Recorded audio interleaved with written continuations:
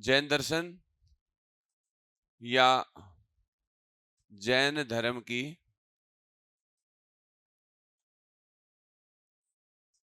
के सिद्धांत या महावीर स्वामी की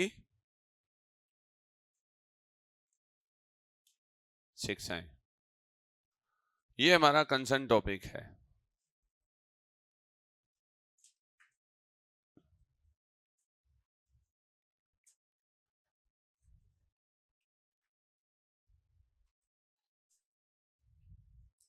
जैसे आपको बौद्ध धर्म के सिद्धांत पूछें या बौद्ध धर्म की शिक्षा पूछें या फिर बुद्ध के उपदेश पूछें या बुद्ध की शिक्षाएं पूछें, इन सब का मतलब एक ही है। यानी महात्मा बुद्ध ने जो कहा वो बौद्ध धर्म के सिद्धांत, शिक्षा और उनका दर्शन है।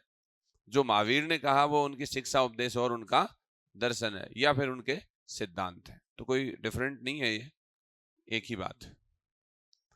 तो आप इसको चाहे जैन धर्म के सिद्धांत या दर्शन के सिद्धांत बोल दें, चाहे महावीर की शिक्षाएं बोल दें, या फिर आप इसके सेरमन्स, उपदेश बोल दें, तो देयर इज नो डिफरेंस, कोई फर्क नहीं है, एक ही बात है। क्योंकि महावीर स्वामी ने 42 वर्ष की आयु में केवलीन होने के बाद, अरहत होने के बाद, जिन होने के बाद, महावीर होने के बाद जो ज्ञान हमें दिया वही क्या है, जैन धर्म के सिद्धांत है। वही जैन धर्म और दर्शन के उपदेश हैं, उनकी शिक्षाएं हैं, उनके टीचिंग्स हैं, राइट। अब जैसा कि हम पहले बौद्ध धर्म और जैन धर्म का कंपैरिजन देख लेते हैं कि इनके बीच में क्या सिमिलरिटी है और क्या डिसिमिलरिटी है, उसके बाद में हम इसको आगे देख लेंगे।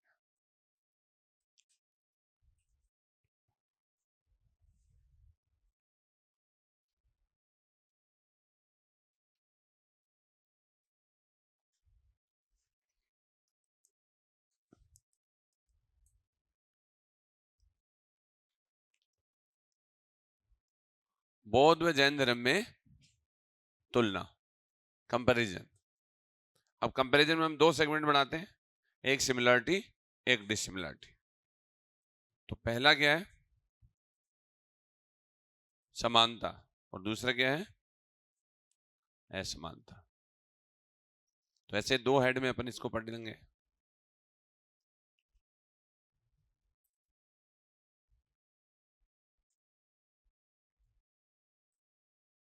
आप लोगों की प्रॉब्लम क्या है, आप लोगों की प्रॉब्लम यह है कि आप लोग सद्गुणी कम और आगंतुक गुणी ज्यादा हो।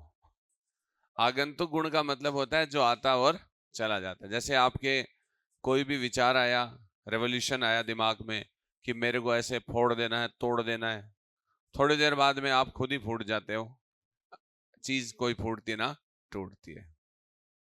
स्टेटस वगैरह में पहले लगाते हो कि पहले हर बंदा आम होंदा है, उसके बाद में खास होंदा है, और उसके बाद में ये बंदा मुंदा होंदा है। मतलब मोदो पड़ जाए। स्टेटस देख के 2 मिनट तो उड़ जाती है और उसके बाद में तो रील वाली दुनिया जो है ना, वो ऐसी ही होती है, वो आपको मोटिवेट नहीं कर सकती है। जैसे जैन धर्म में ये बहुत बढ़िया ढंग से समझाया गया है। जब अपन जैन धर्म की तत्व मीमांसा पढ़ेंगे तो ये आपको बताया जाएगा कि गुण और पर्याय दो चीज होती हैं। गुण वो होता है जो कभी नष्ट नहीं होता है, वो स्वरूप होता है। जैसे मिट्टी जो होती है घड़े में, वो कभी भी घड़े के अस्तित्व में रहने तक उसके साथ होती है। और घड़े का कलर जो होता है वो उसका एक्सीडेंटल प्रॉपर्टी या आगंतुक गुण होता है। कलर आप चेंज कर सकते हो, लेकिन मिट्टी आप हटा के घड़ा नहीं बना सकते हो। तो पढ़ाई जो है वो आपकी उस मिट्टी की तत्व के समान स्थायी होनी चाहिए, और उसके लिए आपको लगातार अपनी पढ़ाई की मतलब एक तरीके से भूख होनी चाहिए, या मैं कहूँ कि आप बदला लेने की भावना से पढ़ें बेरोजगारी से। और व्यक्ति बदले की आग में ही अच्छा पढ़ सकता है। जैसे आप पढ़ाई, बेरोजगारी को दुश्मन घोषित कर दो और फिर उसको खींच खींच के पढ़ो, और पागल हो जाओ पढ़ पढ़ के। मतलब मैं ये कहूंगा कि एकदम ओरिएंटेशन होना चाहिए आपका, कि ऐसे लगे कि पढ़ाई तुम्हारे हो नहीं रही है बल्कि अंदर से उग रही है, तब तब तुम्हें याद हो जाएगा, फिर तुम कभी भूलोगे नहीं। वरना ये भूलने की समस्या ये है कि तुम टेम्परेरी एक एटमोस्फियर बनाओगे, वो 2-3 कोई रिंगटोन बजी, इतने में गायब हो गई, मूल चीज समाप्त हो गई। वो अंदर से होना चाहिए, से बहुत खतरनाक वाला। दूसरों से निर्धारित नहीं होना चाहिए कि दूसरा क्या कर रहा है वैसा मैं पढ़ूं। वो खुद को ही पता चलता है कि खुद सबसे ताकतवर है, ये बात। खैर, ये दोनों आदमी जो इनके फाउंडर थे ना, उन्होंने लोगों की परवाह किए बिना मेडिटेट किया 6 साल 12 साल, तब जाके वो बुद्धा और जिन बने थे, महावीर बने थे, ऐसे नहीं बने। अब हम देखते हैं समानताएं। जैन और बौद्ध की क्या समानताएं?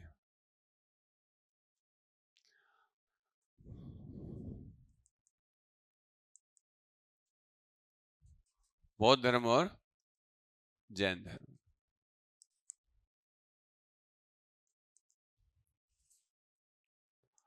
जैसे ईश्वर विचार पर दोनों क्या है?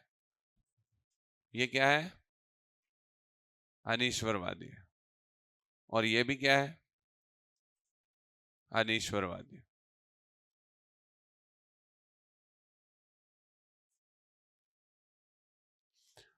महावीर स्वामी ने कहा कि सृष्टि के निर्माण के लिए ईश्वर की कोई आवश्यकता नहीं है। आत्मा अपने आप में ईश्वर जितनी ताकत रखती है। आत्मा अपने आप में पूर्ण है। उसमें 4 तरह की पूर्णताएं होती हैं।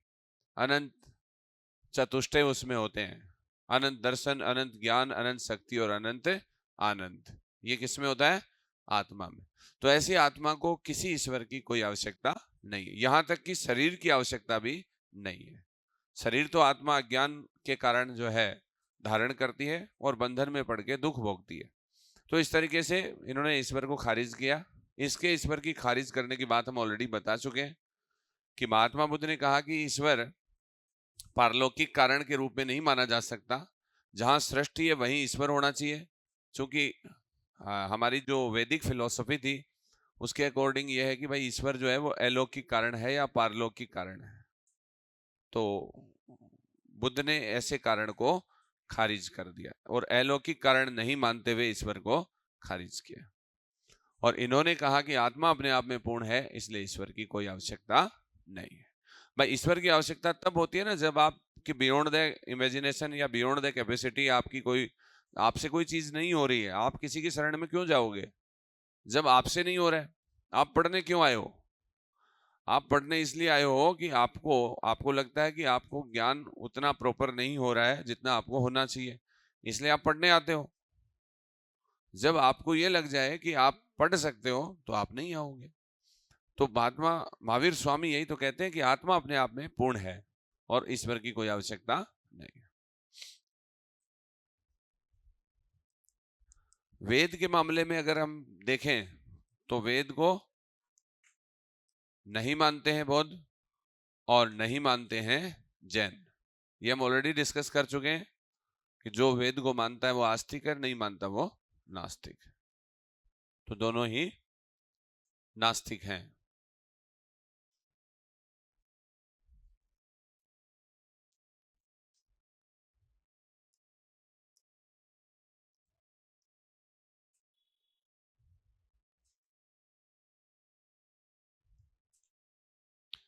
कर्म और पुनर्जन्म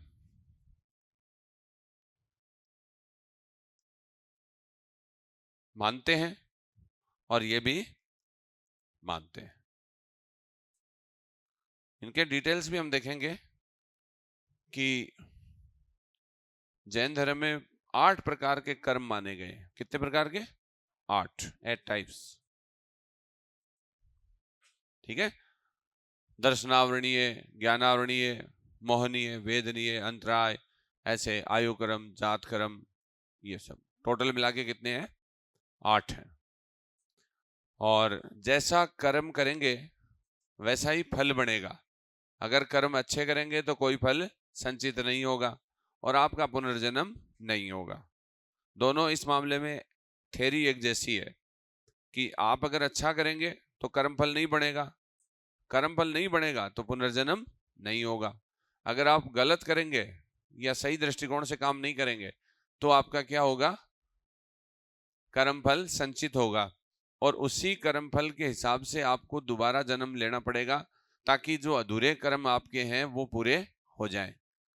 और जब तक आप वो कर्मों के फल पूरे भोग नहीं लेते हो और विजय खुद पे प्राप्त नहीं कर लेते हो, राइट नॉलेज आपको नहीं मिल जाता है, तब तक आप गलत कर्म करते रहेंगे और आपके कर्मों के फल संचित होते रहेंगे। तो अज्ञान की वजह से आपके कर्म फल संचित होते हैं और आप बंधन में पड़ के, जन्म मरण के चक्कर में पड़ते हुए बंधन में रहेंगे और दुख भोगेंगे। और सही ज्ञान के द्वारा आपको मोक्ष मिलेगा और ये कर्म फल संचित नहीं होंगे और आपका पुनर्जन्म नहीं होगा। तो कर्म के हिसाब से पुनर्जन्म होता है। Right karma no rebirth, wrong karma rebirth. समझ गए? ये बात हम ऑलरेडी देख चुके हैं।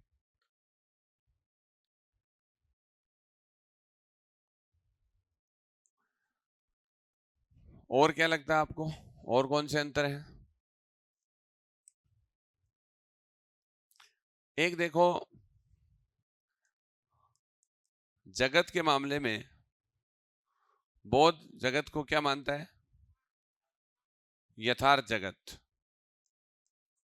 जो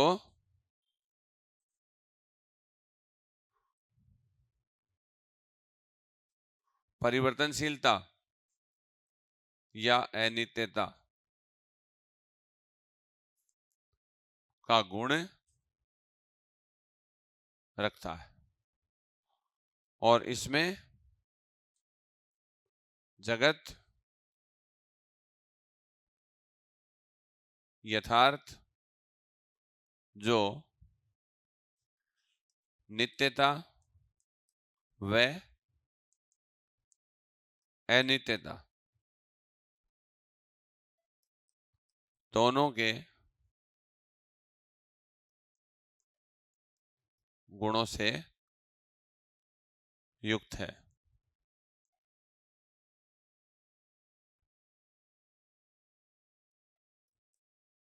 या दोनों गुणों युक्त है, मतलब इसमें परमानेंस और इम्परमानेंस दोनों है, और यहां पे क्या है? इम्परमानेंस है, अनित्यता है।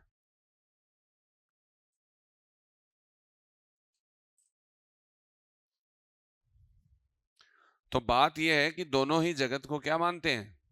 प्रैग्मेटिक मानते हैं, रियल मानते हैं। ये भी मानते हैं और ये भी मानते हैं।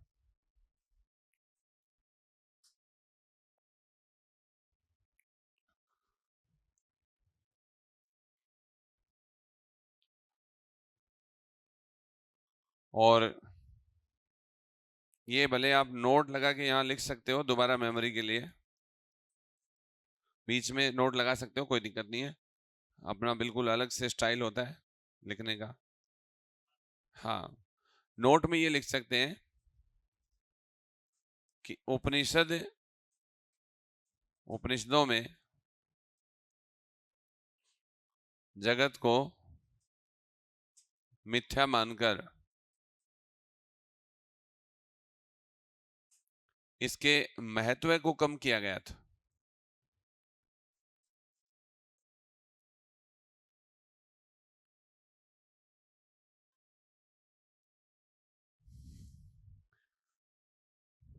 मिथ्या का मतलब ऐसा होता है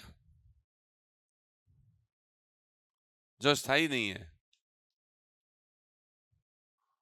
जो स्थायी नहीं है। तो ऐसा तो महात्मा बुद्ध ने भी कहा कि स्थायी नहीं है, लेकिन उसने कहा कि जो स्थायी नहीं है ना वही सत्य है। लेकिन उपनिषदों ने क्या कहा? सत्य वो है जो त्रिकाला बाधित है, अर्थात जिसका कभी बाध नहीं होता है, जो कभी बदलता नहीं है, जो हमेशा बना रहता है, जैसे ब्रह्म।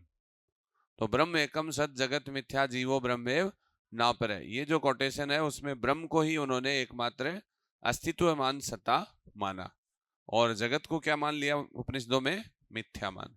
तो मिथ्या बोले तो आम आदमी को समझ में नहीं आएगा, आम आदमी सोचेगा कि यार ये तो भ्रम है, और उनका फिलॉसफी तो कोई प्रॉब्लम नहीं में नहीं था, लेकिन उन्होंने उसका पैरामीटर जो है रियलिटी जिसको माना, उन्होंने परमानेंस को मान लिया, और मिथ्या जो है उसको उन्होंने जगत को मिथ्या मान के और उसको परिवर्तनशील घोषित करते हुए सत्य नहीं माना उन्होंने, बस ये बात, अस्तित्वमान नहीं माना।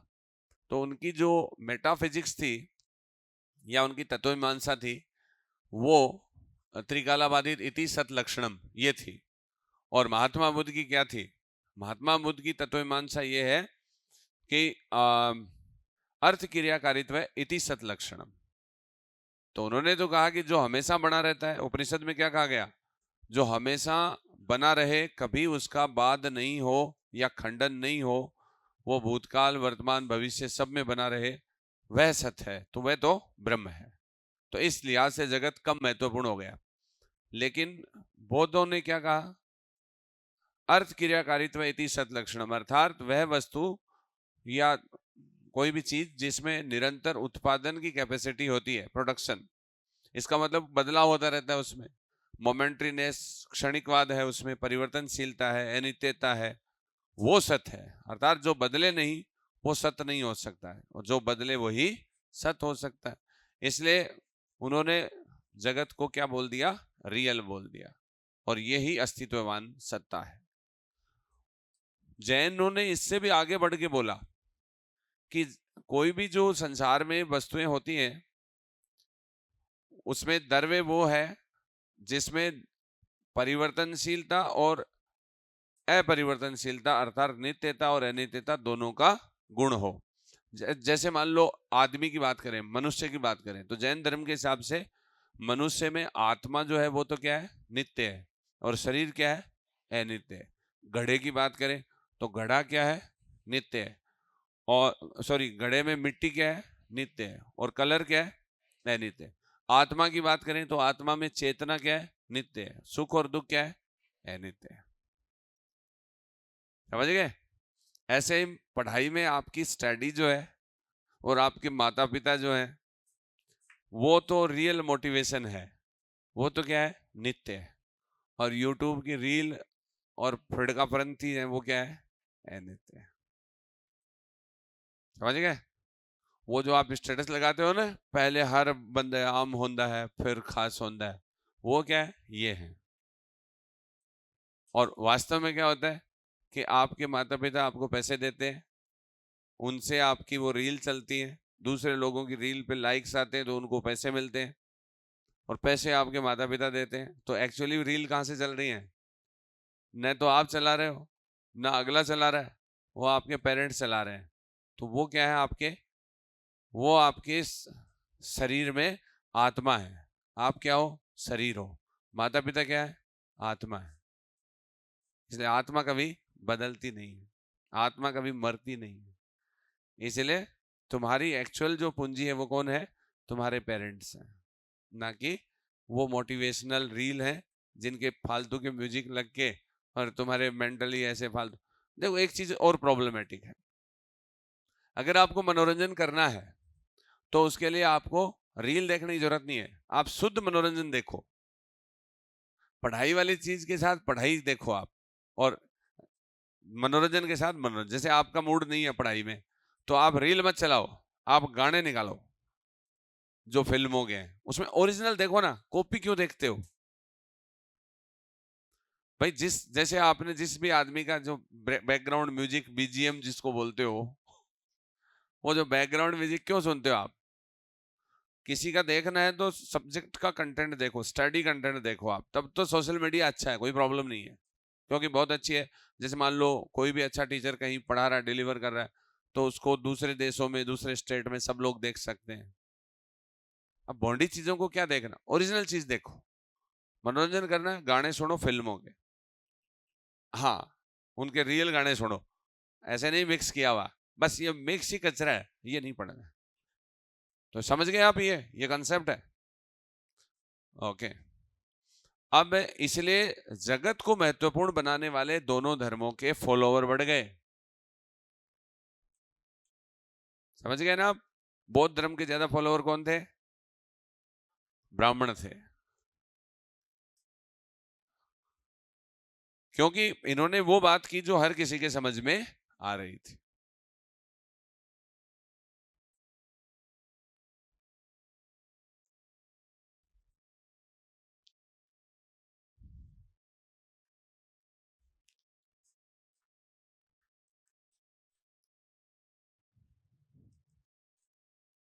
मानव केंद्रित धर्म।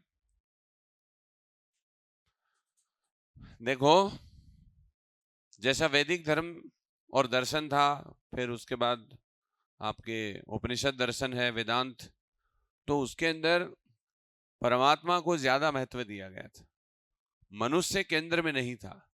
मनुष्य से ज्यादा ताकतवर किसको माना गया? ईश्वर को या परमात्मा को माना गया। तो ऐसे में मानव का महत्व थोड़ा कम हुआ। जब आप फंस गए कहीं तो आप देवता की शरण में चले गए। यहां पर व्यक्ति को महत्वपूर्ण माना गया, क्योंकि ईश्वर तो माना ही नहीं गया, तो इसलिए जाहिर सी बात है महत्वपूर्ण कौन होगा? व्यक्ति होगा। तो बौद्ध में बस ठीक है, दोनों ही है। मानव केंद्रित धर्म है,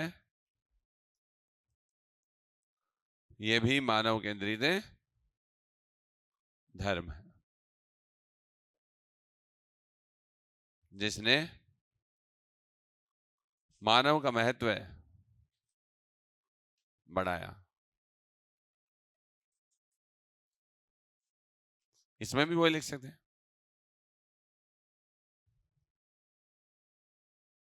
मानव का महत्व बढ़ा। तो बौद्ध भी मानव केंद्रित है और जैन भी मानव।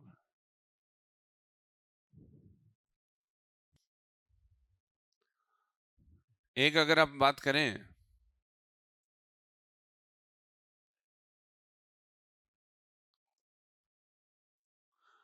देखो एक बात ध्यान रखना, महात्मा बुद्ध जो थे उन्होंने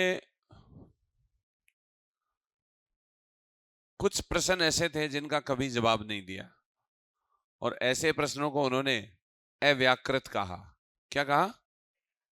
अव्याकृत, अर्थात ऐसे सवाल जिनका जवाब देना वो उचित नहीं समझते थे, और तत्कालीन परिवेश में व्यक्ति के विकास के लिए उसका कोई महत्व नहीं था।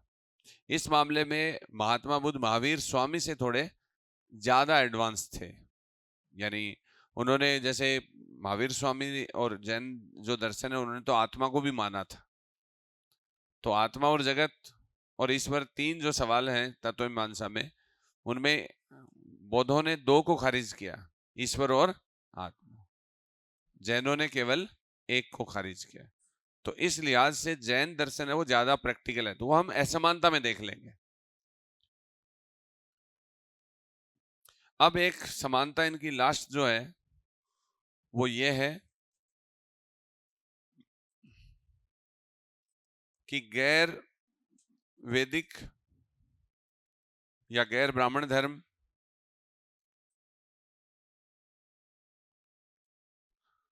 ये भी है,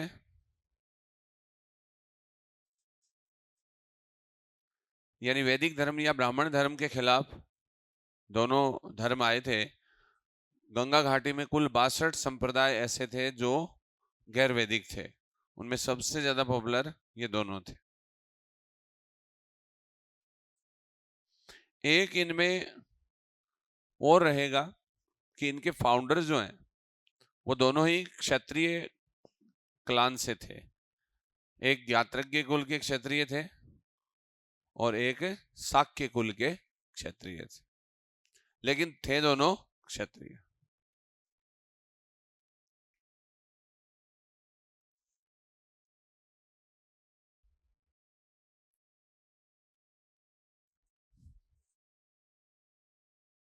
तो दोनों के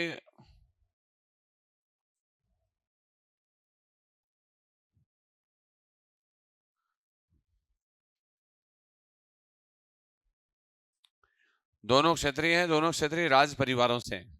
किससे हैं? हाँ, राज परिवारों से। बौद्धों का जो क्षत्रिय है शाक्य कुल, और इनका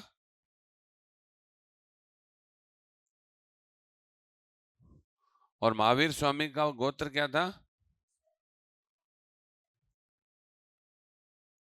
और इसका कश्यप।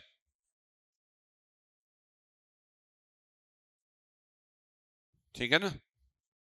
इसलिए महात्मा बुद्ध को शाक्य मुनि कहा गया, शाक्य कुल के होने की वजह से।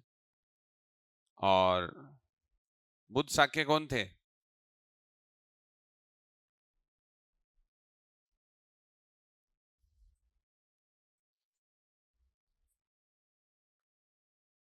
बुद्ध शाक्य। एक साथ साथ पीछे की चीजों को भी ग्रैब किया करो। अशोक मौर्य ने बुद्ध शाक्य का टाइटल एक इंस्क्रिप्शन में इंस्क्राइब करवाया था। कौन सा है वो? एक लघु शिलालेख है। भाबरू में तो बुद्ध, धम्म और संघ त्रिरत्नों का उल्लेख है। मास्की, कौन सा है? मास्की, कर्नाटक में।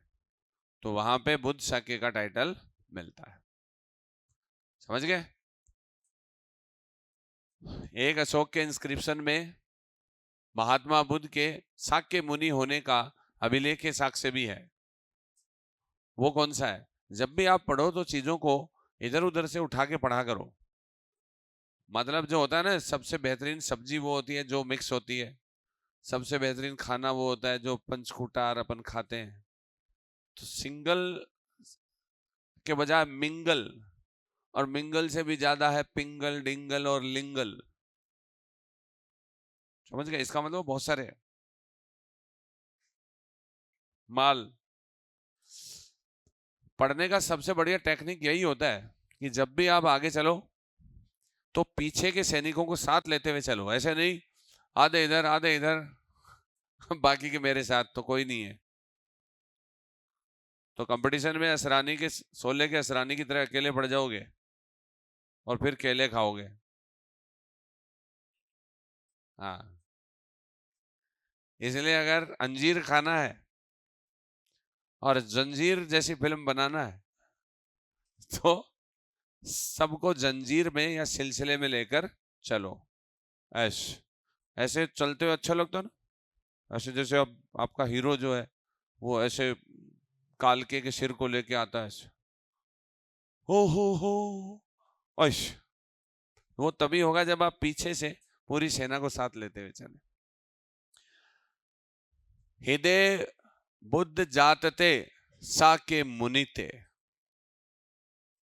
ये लिखा गया है अशोक के लघु स्तंभ लेख में, और उसका नाम है रोमिनी देई लघु स्तंभ लेख।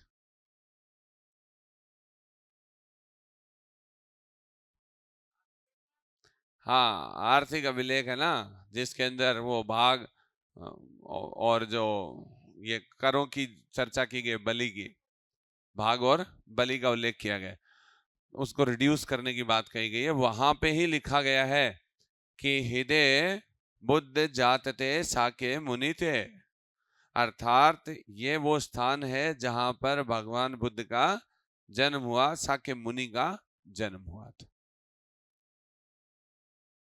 ये बात किसने लिखी? अशोक ने लिखवाई थी। रोमिनी देई। रोमिनी देई किसका नाम है वर्तमान में? पुराना नाम क्या था उसका? लुम्बिनी। क्या था? लुम्बिनी। लुम्बिनी वो जगह है जहां पे महात्मा बुद्ध का जन्म हुआ था। महात्मा बुद्ध का जन्म हुआ, उसका वर्तमान नाम क्या है? रोमिनी देई है। और वो किसमें था? कपिल वस्तु में। किसमें था? कपिल वस्तु किसमें था? नेपाल की तराई में। तो लुम्बिनी एक छोटी जगह है जो कपिल वस्तु में है, और वो नेपाल की तराई में स्थित है। और तो कपिल वस्तु का वर्तमान नाम क्या है? पीपरवा। क्या नाम है? पीपरवा।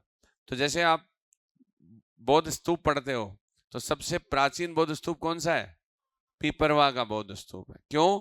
क्योंकि यहाँ पे महात्मा बुद्ध का जन्म हुआ था, इसलिए उनके फॉलोअर्स ने उनकी मृत्यु के तुरंत बाद इस स्तूप को बनवाया था। तो जब आपको ये पता हो कि कपिल वस्तु का ही नाम पीपरवा है, तो जाहिर सी बात है पहला स्तूप भी वहीं पे बनेगा। समझ गए? तो चीजों को इस तरीके से थोड़ा सा आप ग्रेब कर करके पढ़ेंगे, पीछे से, है ना। हम भी तो रोजमर्रा की जिंदगी में भी तो करते हैं। सुबह की सब्जी को शाम को भी चलाना है तो अच्छी मिक्सअप करके सौंकण वोकण लगा के और थोड़ा सा धनिया, थोड़ी सी मिर्ची, टमाटर डाल के फ्राई करके एकदम समय भी बच गया, खाना भी खराब नहीं हुआ, क्वालिटी भी बढ़ गई। है कि नहीं है? तो भैया पढ़ाई भी बिल्कुल उस सब्जी की समान है जिसको आप कम समय में बिना वेस्टेज किए, घर की सब्जी अगर हो तो उसको सेकंड राउंड में ले सकते हो, बाहर की सब्जी है तो नहीं ले सकते। तो इसका मतलब भी यही है कि खुद का पढ़ा हुआ है तो घर की सब्जी है, और बाहर से कुछ माल को लूट के लाए और पता है नहीं कि इसका मूल क्या है, तो वही होना है कि बाहर के लाए हुए टमाटर सड़ जाते हैं, सेव सड़ जाते हैं, घर का लगा हुआ टमाटर सेव कुछ नहीं सड़ता। समझ गए? तो पढ़ना सीखो। गधा बहुत मेहनत करता है लेकिन नाम नहीं होता उसका, क्योंकि उसमें स्मार्टनेस की कमी है। समझ गए? तो लेबोरियस गधे की तरह नहीं बनना है, बाज की तरह बनना है, कौवे की तरह बनना है, कुत्ते की तरह बनना है। स्वान निद्रा बक्को ध्यानम, काक चेष्टा, बगुले की तरह बनना है, गधे की तरह नहीं बनना। समझ गए? लेबोरियस होना अच्छी बात है लेकिन स्मार्टनेस होना उससे बड़ी बात है। क्यों मुनीम जी? ठीक। हाँ, ये लिख सकते हैं।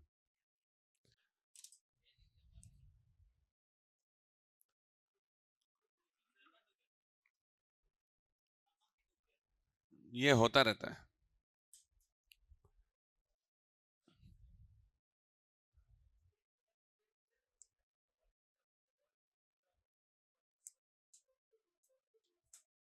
ये भी म्यूजिकल कमबैक है। अब हम देखते हैं डिसिमिलरिटीज।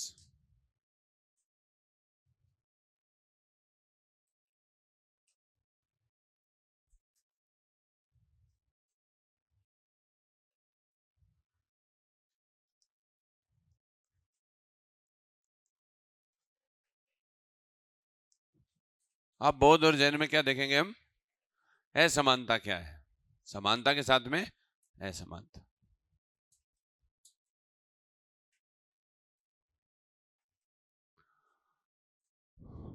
देखो, जो सबसे बड़ी असमानता है, अगर आपको कोई एक बात पूछे, अगर कोई मुझसे ये पूछे क्या असमानता है? कि दोनों में एक बड़ा अंतर बताएं, तो क्या है? ये आत्मा के प्रश्न पर एक दूसरे से बेहद अलग है। बौद्ध धर्म आत्मा को नहीं मानता है, अनात्मवादी या निरात्म्यवाद, इसको बौद्ध धर्म में अपन पढ़ चुके हैं कि चूंकि बौद्ध धर्म प्रतीत समुत्पाद के सिद्धांत को मानता है जिससे अनित्यवाद की स्थापना होती है, और अनित्यवाद ये कहता है कि संसार में हर वस्तु अनित्य है, इसीलिए तो अनित्य को उन्होंने सत्य माना, और जो चीज अनित्य या परिवर्तनशील नहीं है वो सत्य नहीं है। तो इसका मतलब आत्मा नित्य नहीं हो सकती, इसलिए उन्होंने आत्मा को अनित्य माना, और पंच स्कंद रूप वेदना विज्ञान संज्ञा और संस्कार के संघात के नाम को आत्मा कहा, जो स्थायी नहीं है बल्कि क्या है? अस्थायी है। और रथ के उदाहरण से जैसे नागसेन ने मिलिनपनहो में यूनानी राजा मिनेंडर को समझाया था कि जैसे पंच स्कंद हैं हमारे रूप वेदना विज्ञान संज्ञा और संस्कार, उनके मेल से तथाकथित आत्मा बनती है लेकिन वो स्थायी नहीं है। जैसे बिखर जाते हैं तो कुछ भी शेष नहीं बचता जिसको हम स्थायी कह सकें। जैसे रथ में पहिया, धुरी, सारथी, घोड़ा, ये सब मिलकर गाड़ी वगैरह सब मिलकर क्या बनाते हैं, रथ बनाते हैं। लेकिन वो क्या नहीं है, स्थायी नहीं है। जैसे हम उन चीजों को अलग अलग करेंगे तो हम एक पर्टिकुलर किसी चीज को रथ नहीं कह सकते। ठीक वैसे ही रूप वेदना विज्ञान संज्ञा संस्कार के बिखरने के बाद हम उनको आत्मा नहीं कह सकते, इसलिए वो क्या है, अनात्मवादी है। साथ में उन्होंने ये भी कहा कि केवल सजीव नहीं बल्कि निर्जीव वस्तुएं भी क्या है, परिवर्तनशील है। और इस समस्त चेतन अचेतन जगत की परिवर्तनशीलता को उन्होंने नैरात्म्यवाद के नाम से जाना। जैन जो है इस मामले में बहुत यूनिक है। और जैनों ने क्या माना, नित्य चेतन आत्मा को स्वीकार किया।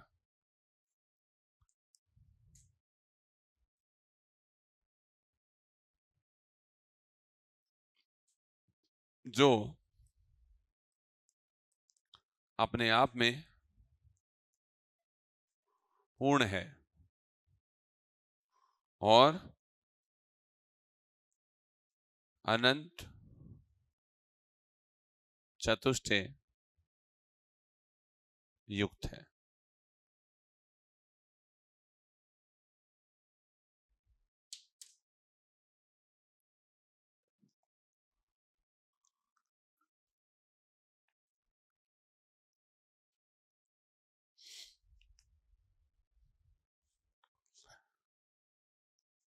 इसको अपने को डिटेल में पढ़ना है कुछ ही देर में।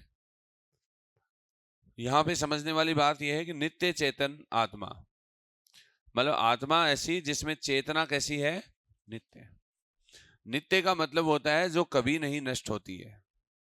जैसे हमारी जो वैदिक फिलॉसफी है और षड दर्शन है, जो हमारे न्याय वैशेषिक सांख्य योग मीमांसा और वेदांत, उनके अंदर जो चेतना है उसको क्या माना गया है, एक्सीडेंटल प्रॉपर्टी माना गया है। क्या माना गया, एक्सीडेंटल का मतलब होता है आगंतुक। इसका मतलब है कि हमारे जो षड दर्शन है उनके अंदर ये तो माना गया है कि आत्मा अमर है, आत्मा नष्ट नहीं होती है। बौद्ध क्या कहते हैं, आत्मा नष्ट होती है। जैन क्या कहते हैं कि आत्मा नष्ट नहीं होती। इस मामले में ये हमारी जो वैदिक फिलॉसफी है उससे समानता रखती है। लेकिन एक बहुत बड़ा अंतर है दोनों में, वो है चेतना का।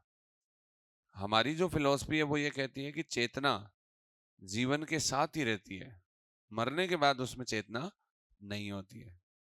जैसे मान लो हम लोग जिंदा हैं, तब तक हमारी आत्मा में चेतना रहेगी, और उसके मरने के बाद, बॉडी के मरने के बाद व्यक्ति में आत्मा जो है वो तो नष्ट नहीं होती है, आत्मा उसकी वो तो परमानेंट है, लेकिन उसकी चेतना गायब हो जाती है मृत्यु के साथ ही। और दोबारा जब भी वो बॉडी ग्रहण करती है आत्मा, तब उसमें चेतना फिर से आती है। इसका मतलब एक रेस्ट इन पीस बोलते हैं हम। क्या बोलते हैं, रेस्ट इन पीस बोलते हो ना, आत्मा को शांति मिले, आरआईपी। तो आरआईपी का मतलब वही है कि जब तक वो शरीर के साथ आत्मा थी तो उसमें इग्नाइट था कॉन्शियस, लेकिन अब वो उसकी चेतना है वो क्या हो गई, समाप्त हो गई है। चेतना ठंडी हो गई है, पीस शांति में चली गई। और जैसे ही आत्मा दोबारा शरीर के संपर्क में आएगी तो ही उसके अंदर दोबारा से चेतना आएगी। इसका मतलब हमारी जो फिलॉसफी है, वैदिक फिलॉसफी, उसमें चेतना को क्या माना गया है, आगंतुक गुण माना गया है। आगंतुक क्या होता है, जो आता है और चला जाता है। इसका मतलब जब तक हम जिंदा है तब तक आया और मरने के साथ ही चला गया। फिर जिंदा मतलब दोबारा शरीर धारण करेंगे, फिर आएगी और फिर चली जाएगी। तो इसका मतलब आया गया, आया गया। आगंतुक कौन होता है, घर में हम लोग क्या होते हैं, हम तो मालिक होते हैं, मान लो मेजबान है। और मेहमान कौन होते हैं, जो आते हैं और चले जाते हैं, तो उनको हम क्या बोलते हैं, आगंतुक। तो आगंतुक का मतलब ये है कि आएगा और जाएगा। और परमानेंट है, वो आएंगे और नहीं जाएंगे क्योंकि वो तो वहीं रहेंगे। समझ गए। तो इस लिहाज से जैनों की जो आत्मा का विचार है वो बहुत अनन्य है, बल्कि बहुत स्ट्रांग है। यानी आपकी वैदिक फिलॉसफी है उससे भी एडवांस लेवल पर इनका आत्मा का विचार है। समझ गए।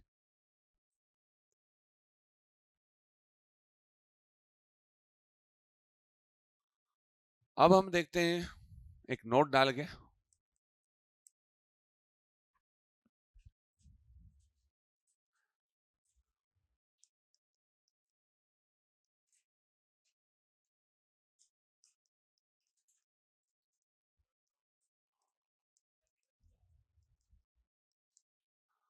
षड दर्शन में आत्मा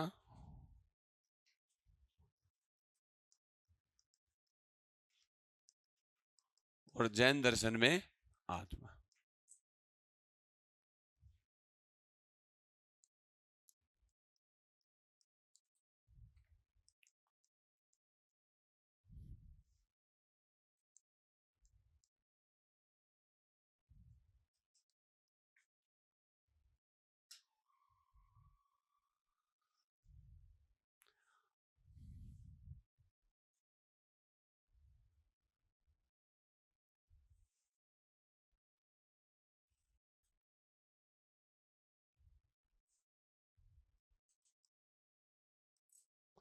तो आत्मा की नित्यता और आत्मा में चेतना, यहां भी आत्मा की नित्यता और आत्मा में चेतना, ऐसे हम दो दो इनके बना लेते हैं कंपैरेटिव जो टेबल है वो। तो यहां पे आत्मा की नित्यता है,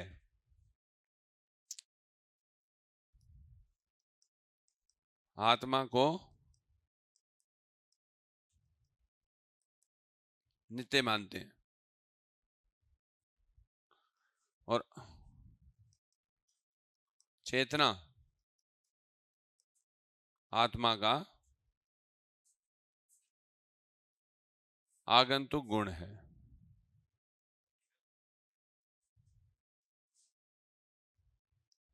और यहां आत्मा की नित्यता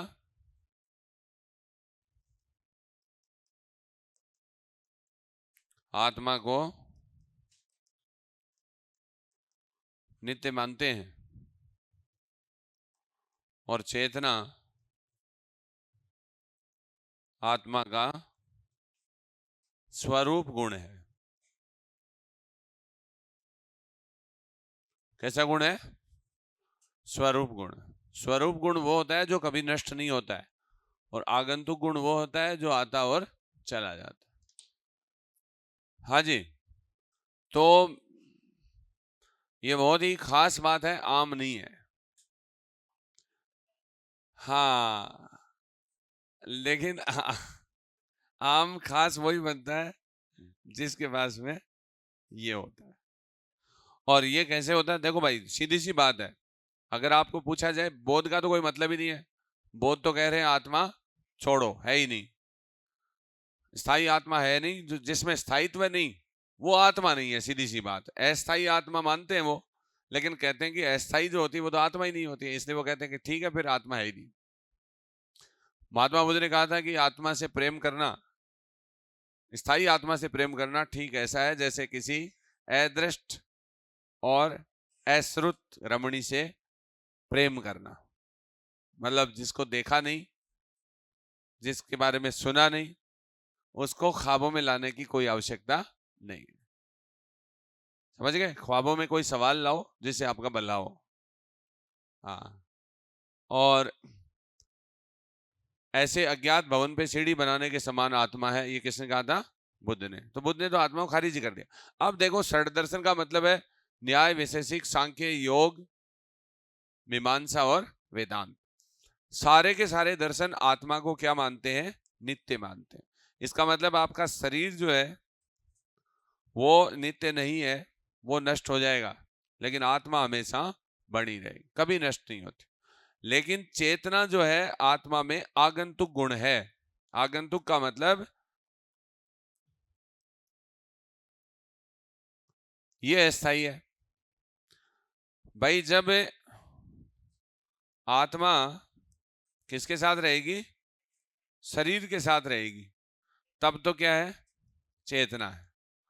और केवल आत्मा रहेगी, केवल आत्मा, तो उसमें क्या है? चेतना नहीं है।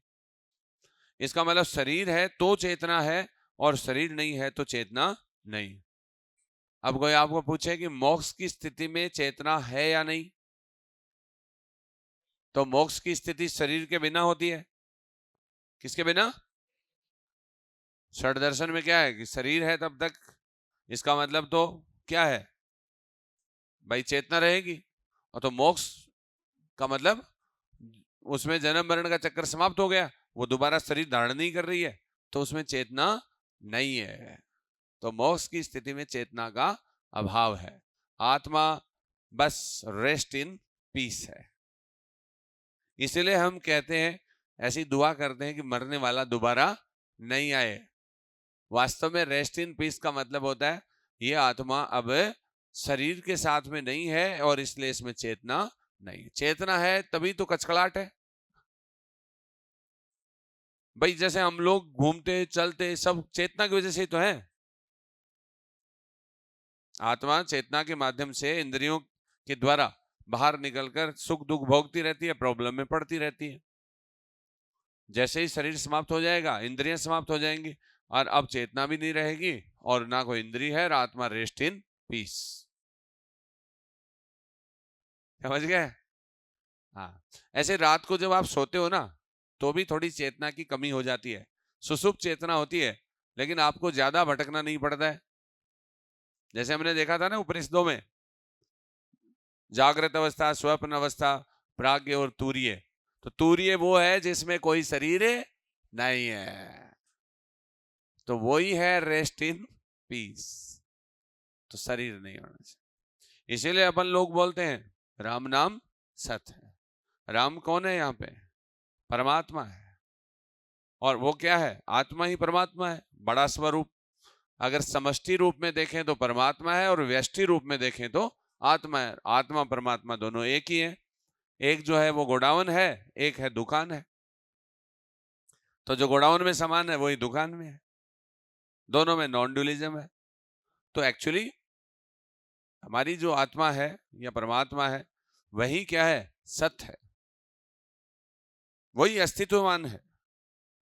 और ऐसा बोलने से गत है किसकी? शरीर की। यही राम नाम सत्य। तो ठीक है, अगर ऐसा पढ़ोगे तो राम नाम सत्य है। राम नाम सत्य बुरा नहीं है। अज्ञान वशीभूत व्यक्ति राम नाम सत्य को बुरा मानते हैं, क्योंकि उन्हें पता ही नहीं है। वो बात है कि इसमें केवल इतनी बात है कि आत्मा और परमात्मा ही सत्य है, शरीर सत्य नहीं है। बस बात सिंपल सी है। हमारे वेदांत फिलॉसफी में ये बात है।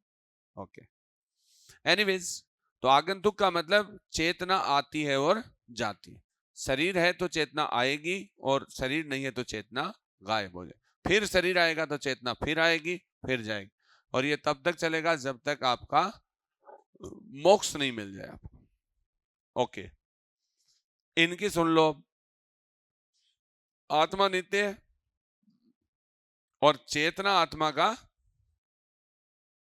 स्वरूप गुण, जैसे मैंने आपको बताया, वह गुण जो कभी भी नष्ट नहीं होता है। जैसे घड़े में मिट्टी कभी नष्ट नहीं होती, प्लास्टिक की बोतल में प्लास्टिक नष्ट नहीं होता। तो जब तक वो चीज रहेगी तब तक वो चीज भी रहेगी। जैसे घड़ा रहेगा तो मिट्टी रहेगी। तो इसका मतलब है आत्मा रहेगी तो चेतना भी रहेगी। आत्मा नित्य है और चेतना भी नित्य है। इसका मतलब शरीर है तो भी चेतना है और शरीर नहीं है तो भी उसमें चेतना है। तो इसे बोलते हैं नित्य चेतना, जो त्रिकालाबाधित है, कभी नष्ट नहीं हो। तो इस मामले में अगर आत्मा का विचार देखें तो ज्यादा ब्रॉड कौन सा है? ये इनका है। समझ गए? ये है भाई। यहां तो बैटरी अगर लो हो गई तो फोन का स्क्रीन ऑफ हो जाएगा,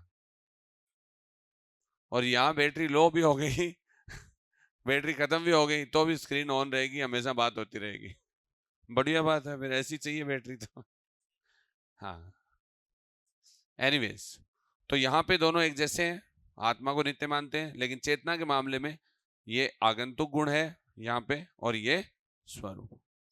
ये कभी नष्ट नहीं होती चेतना, और यहाँ पे शरीर के साथ चेतना है, शरीर के बिना नहीं है। ये चीजें आपको जाननी चाहिए। ऐसे आपकी हिस्ट्री जो है वो स्ट्रोंग होती है इससे। एंशियंट इंडिया एक कंसेप्चुअल पोर्शन है जो आपको किसी भी साक्षात्कार में पूछा जा सकता है। जैसे मान लो आप असिस्टेंट प्रोफेसर आरएस या केवीएस एनवीएस के इंटरव्यू देने जाएं कहीं भी जहां पे इंटरव्यू रखा गया है, तो वहां पे आपको बहुत यही बातें पूछते हैं। वो आपको ये नहीं पूछेंगे महावीर स्वामी की माता क्या नाम था, पिता क्या नाम था, नो, अलग अलग बातें पूछेंगे। ऐसी बातें जो आप से बच्चे की को अपेक्षित हो। बच्चा आपसे जानना चाहे कि हमें सर ऐसी बात बताएंगे, इसके पीछे वजह क्या है। वो वजह जानोगे तो ही आप क्लैरिफाई कर पाओगे। You would be a great teacher.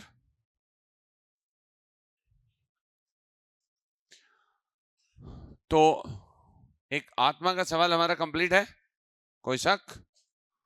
अनंत चतुष्टय हम देखेंगे अलग से, क्योंकि हमें जैनों के अंदर आत्मा को अलग से पढ़ना है थोड़ा सा। यहाँ कंपैरिजन में मैंने बता दिया, अनंत चतुष्टय, अनंत दर्शन, अनंत ज्ञान, अनंत शक्ति, अनंत आनंद, वो आत्मा में 4 तरह की पूर्णताएं होती हैं, उनको बोलते हैं। और आत्मा को जीव कहा गया है जैन में।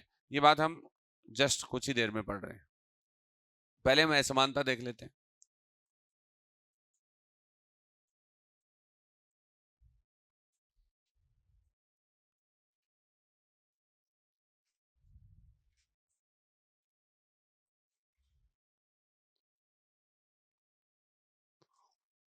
हाँ,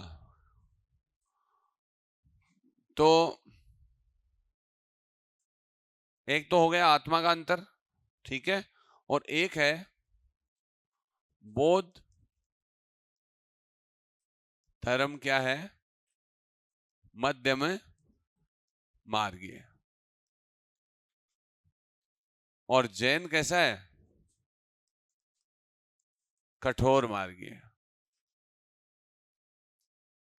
यानी यहां पर आचरण में कठोरता पर बल दिया गया।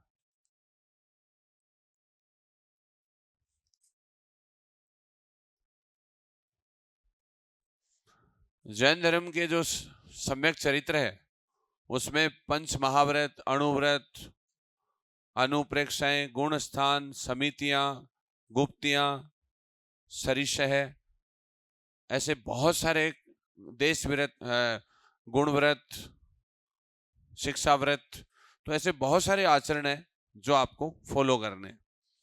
इस लिहाज से आचरण के मामले में बौद्ध जो है वो क्या है, ना ज्यादा शिथिल और ना ज्यादा कठोर, बल्कि वह वीणा के उस तार के एग्जाम्पल से आचरण में बताता है कि आपको मध्यम मार्ग अपनाना चाहिए। और दार्शनिक अर्थ में मैंने बताया था कि बौद्ध दर्शन जो है वो किसको खारिज करता है, नित्यता को भी करता है और उच्छेदवाद को भी करता है। चारवाकों ने उच्छेदवाद दिया, वो कह रहे हैं कि मृत्यु के समय कुछ भी शेष नहीं बचता है, सब कुछ नष्ट हो जाता है, वो उच्छेदवाद है। और नित्यवाद वेदांत फिलोसफी का है, जो ये कहते हैं शाश्वतवाद या नित्यवाद, अर्थात त्रिकालावादी सत्ता कभी नष्ट नहीं होती है जैसे ब्रह्म। तो इन दोनों के बीच में अनित्यवाद का सिद्धांत दिया कि अज्ञान के कारण संस्कार बचते हैं और वो भी नष्ट हो जाते हैं। इसका मतलब जैसे चारवाकों ने कहा कि कुछ भी नहीं बचता, इसके विपरीत इन्होंने क्या कहा, बचता है, संस्कार बचता है अविद्या या अज्ञान की वजह से। लेकिन शाश्वतवाद का खंडन इस रूप में किया कि जो बचता है वो कभी स्थायी नहीं होता है, बल्कि वो अस्थायी होता है, अनित्य होता है। जैसे ही आप ज्ञान प्राप्त करेंगे, आपका संस्कार या जो आपका बचा हुआ शेष है पूर्व जन्मों के कर्मों का फल, वो भी नष्ट हो जाएगा। इसी को क्या कहा गया, अनित्यवाद। तो इस अप्रोच का क्या नाम था, मध्यम मार्ग, राइट। और यहां पर जैनों की फिलॉसफी थोड़ी सी कठोर है, इस रूप में नहीं है।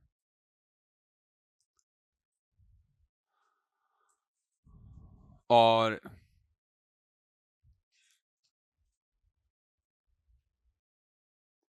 ये ज्यादा व्यवहारिक है,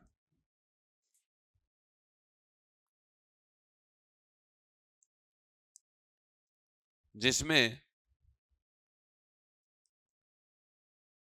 दुखों को दूर करने का व्यवहारिक मार्ग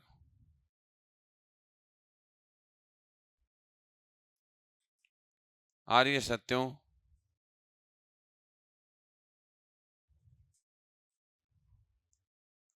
के रूप में बतलाया है।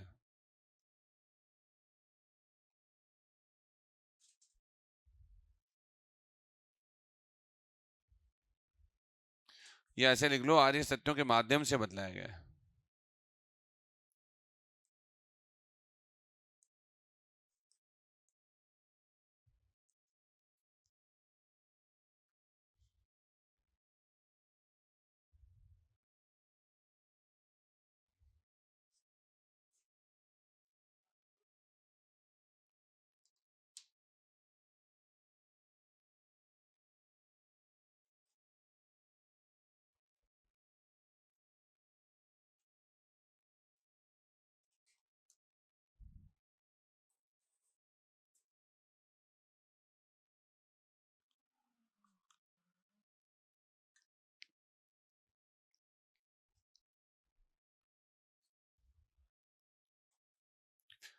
तो हमने देखा कि सबसे पहले दुख का स्वरूप बताया, फिर दुख का कारण प्रतिदेश समुत्पाद से खोजा गया, और फिर उसी माध्यम से दुखों के निवारण की बात खोजी गई, और फिर निवारण के 8 उपाय जो हैं अष्टांगिक मार्ग, और दुखों के भाव की अवस्था, आनंद के भाव की अवस्था, यानी मोक्ष या निर्वाण की अवस्था थी।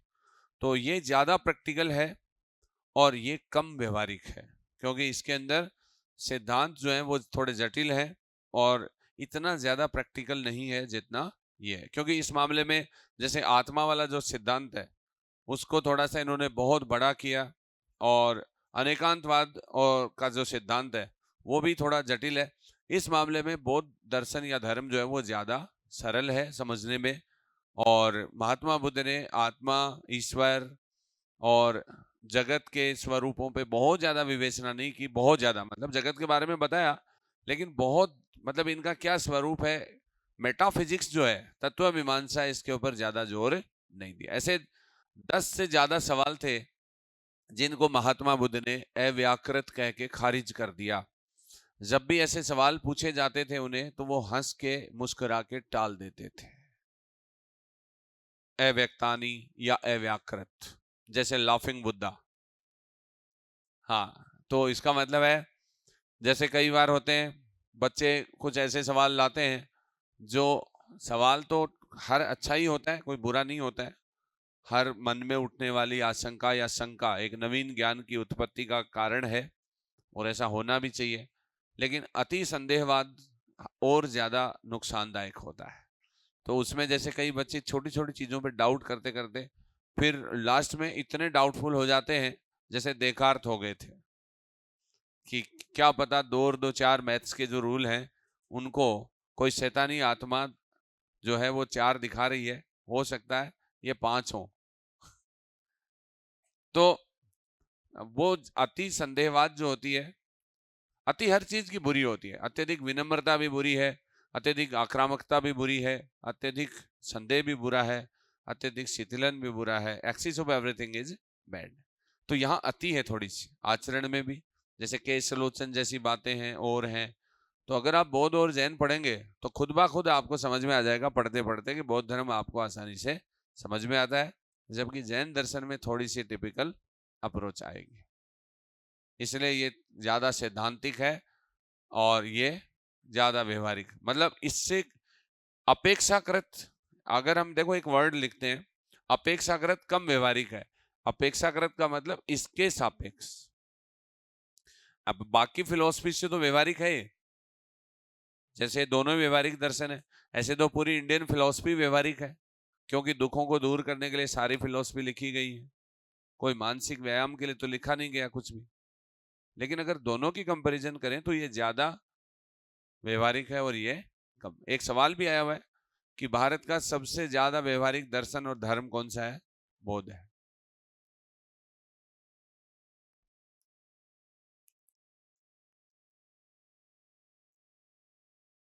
ये अपेक्षाकृत कम व्यवहारिक है।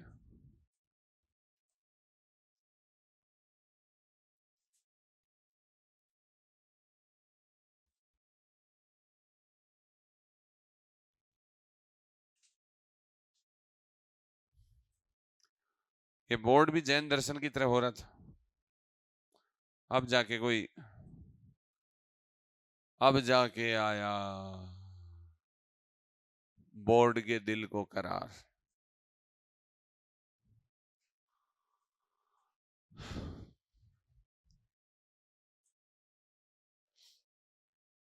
यहाँ एक नोट डालो, अपना नोट तो चलता ही रहता है। हाँ,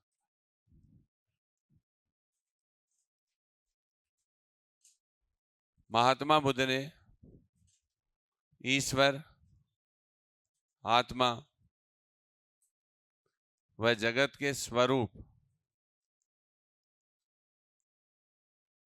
संबंधित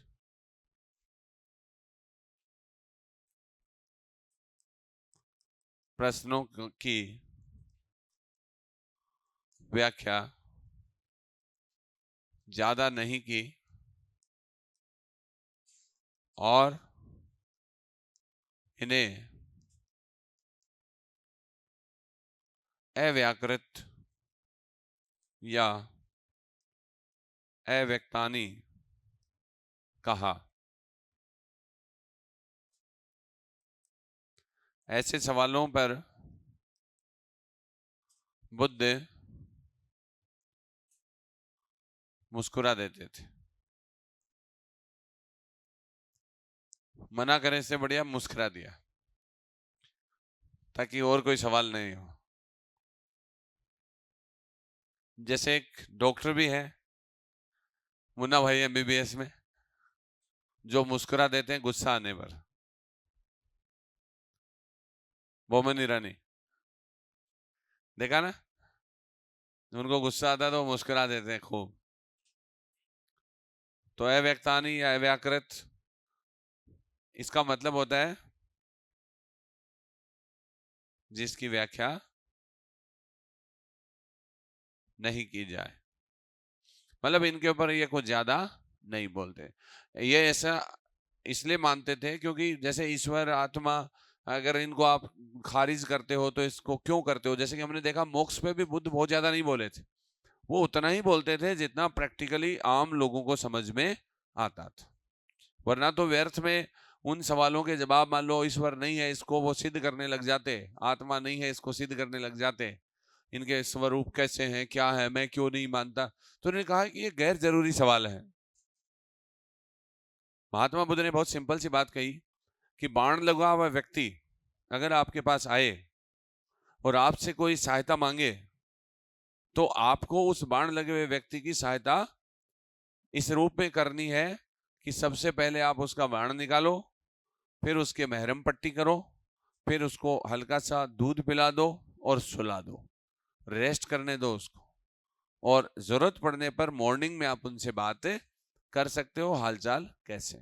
अब अगर आप उससे ये पूछोगे कि ये बाण किसने मारा, क्यों मारा, तुम कितनी दूर थे, ये कौन से जहर इसके ऊपर लगा हुआ है, तुम क्या कर रहे थे, वो क्या कर रहे थे, इतने में अगले की ब्लीडिंग हो जाएगी, मर जाएगा। तो इसलिए वो व्यवहारिक थे, क्योंकि उन्होंने चीजों को सैद्धांतिक स्तर पे, जैसे एक अप्रोच होती है कि मान लो हम बीमार व्यक्ति को हॉस्पिटल में लेके जाएं और वहां पे डॉक्टर जो है वो फॉर्मेलिटीज करें कि पहले फॉर्म भरो उसके बाद इलाज, या फिर ये हो कि पहले इलाज फिर फॉर्म। मुन्ना भाई एमबीबीएस देखिए ना। हाँ हाँ, महात्मा बुद्ध से इंस्पायर्ड है वो मूवी भी। हाँ, मतलब हर रोजमर्रा की जिंदगी में हम चारों ओर जो ज्ञान हासिल करते हैं, ऑब्जर्वेशन, वही तो हमारा ज्ञान है। अरे पास होने के लिए पढ़ना नहीं पड़ता है, ऑब्जर्व करना पड़ता है चीजों को। जो चीजें आपके चारों ओर घटित हो रही हैं उनको ऑब्जर्व करो और अपनी स्टडी के साथ कोरिलेट करो, बात खत्म। ज्ञान को वस्तु बना दो, फिर वस्तुओं को देखकर वापस ज्ञान हासिल कर लो, जब भी वो चीज दोबारा दिखेगी। अब जैसे फार्म भरना जरूरी है क्या? नहीं ना, इंसान ज्यादा जरूरी है। अभी जैसे हमारे जो गडकरी साहब है उन्होंने दिया है कि जो भी व्यक्ति बीमार को एम्बुलेंस से या मतलब किसी भी साधन से हॉस्पिटल पहुंचाएगा उसको इनाम दिया जाएगा। पहले ऐसा होता था कि साहब किसी भी एक्सीडेंटल केस में व्यक्ति काम नहीं करता था, क्या पता पुलिस केस बन जाए कि आप ही ने मारा होगा, तो लोग इसलिए डरते थे और मर जाते थे बहुत सारे लोग। तो ये हमारे मिनिस्टर साहब की बहुत ही अनूठी और अच्छी बात है जिसको एडमायर करना चाहिए हमें, कि उन्होंने बहुत सारी जानों को बचाने के लिए काम, ये जैसे एम्बुलेंस 108 की सेवा है या ये निर्णय है, या फिर एम्बुलेंस को टोल फ्री जो एक तरीके से अपन निकालते हैं और साइड दे देते हैं, ये हम ह्यूमैनिटी तो हमारे में भी है। हम एक्चुअली सब लोग बुद्ध के ही चेले हैं किसी न किसी रूप में, बस हमें पता नहीं है कि हम ये बौद्ध धर्म है क्या। समझ गए? तो प्रैक्टिकल अप्रोच यही होती है कि हाँ ठीक है ऐसे वैसे। अब ऐसे देखो ना, एक बल्ब लगाना होता है तो हम फटाफट जुगाड़ करके एक बल्ब चास लेते हैं, उसको जला देते हैं।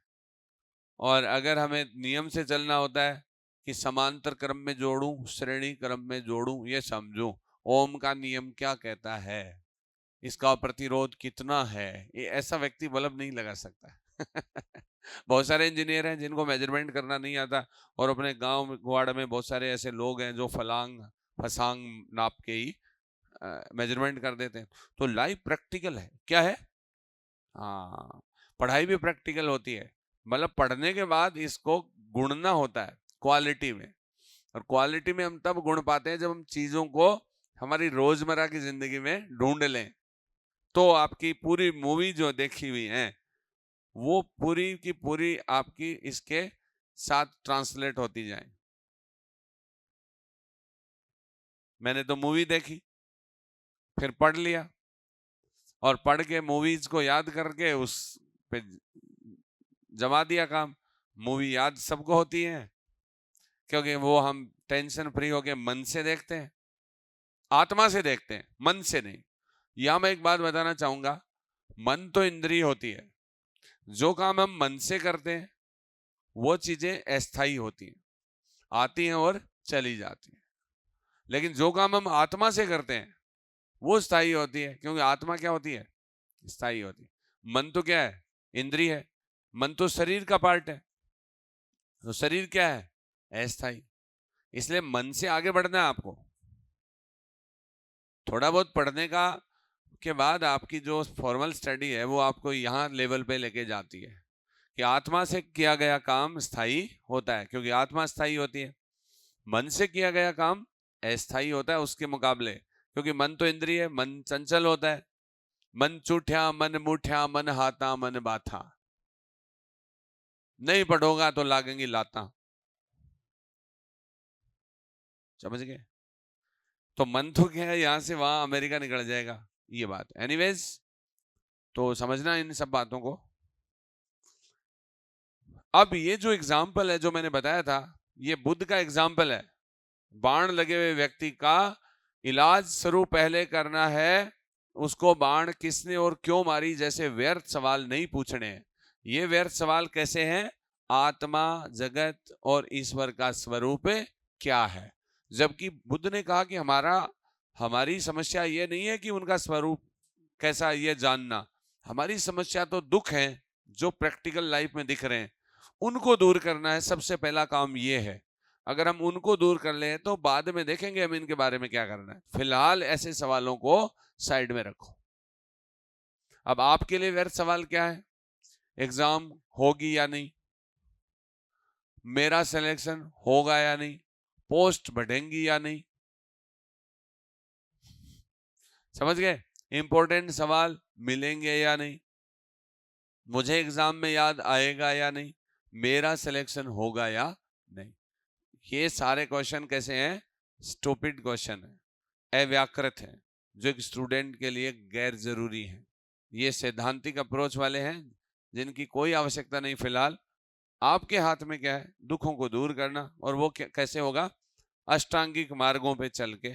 अष्टांगिक मार्ग में यही है, टाइम पे उठना, टाइम पे सोना, अच्छा खाना, अच्छा पीना, आस्था रखना कि जो पढ़ रहे हो वो सही है, आशीर्वाद के आकांक्षी रहना कि जो बड़े लोग हैं, अच्छे लोग, वो हमारे लिए दुआएं कर रहे हैं। हाँ, और जो आपके एविल प्रैक्टिसेस के लोग हैं, जो आपके विरोधी हैं, उनके स्टेटस कम से कम देखना, फालतू के ग्रुपों में कम से कम जुड़ना, इधर उधर का कचरा इकट्ठा करके दिमाग में नहीं डालना, जो है ना सम्यक व्यायाम।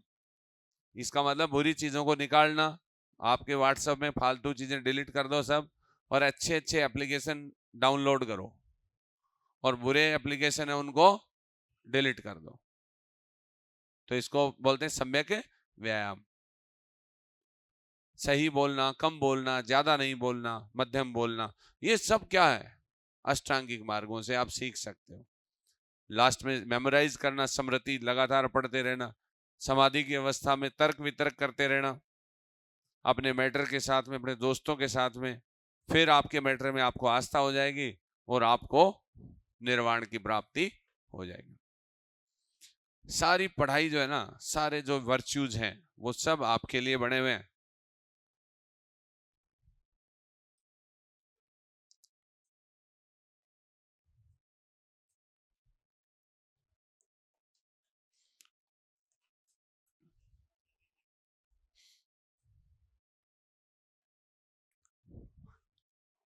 यहां नोट में ही 2 नंबर डाल लो और उसको 1 नंबर दे देना। बुद्ध ने कहा, बाण लगे व्यक्ति का सर्वप्रथम इलाज करना चाहिए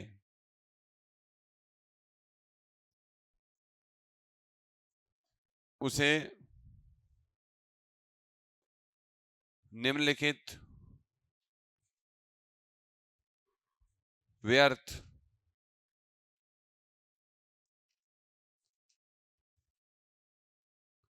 सवाल नहीं पूछने चाहिए।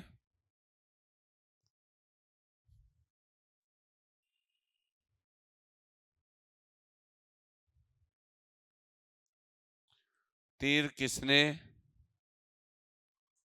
और क्यों मारा?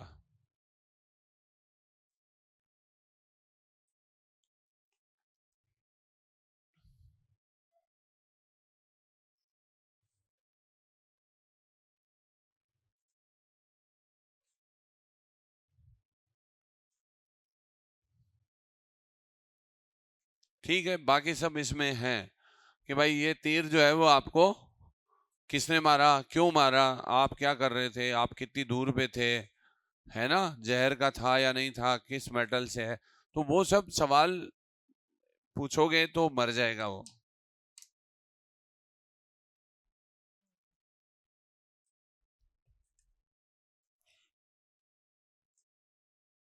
और यही वो एग्जाम्पल है जिसके द्वारा बुद्ध व्यवहारिक दार्शनिक हैं। और उन्होंने ये जो सवाल है, इनको क्या कहा?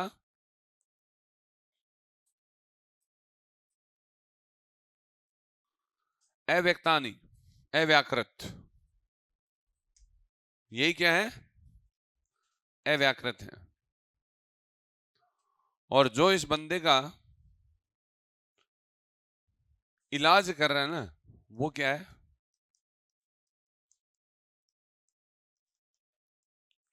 व्यवहारिक मार्ग है। वो व्यवहारिक नहीं है भाई।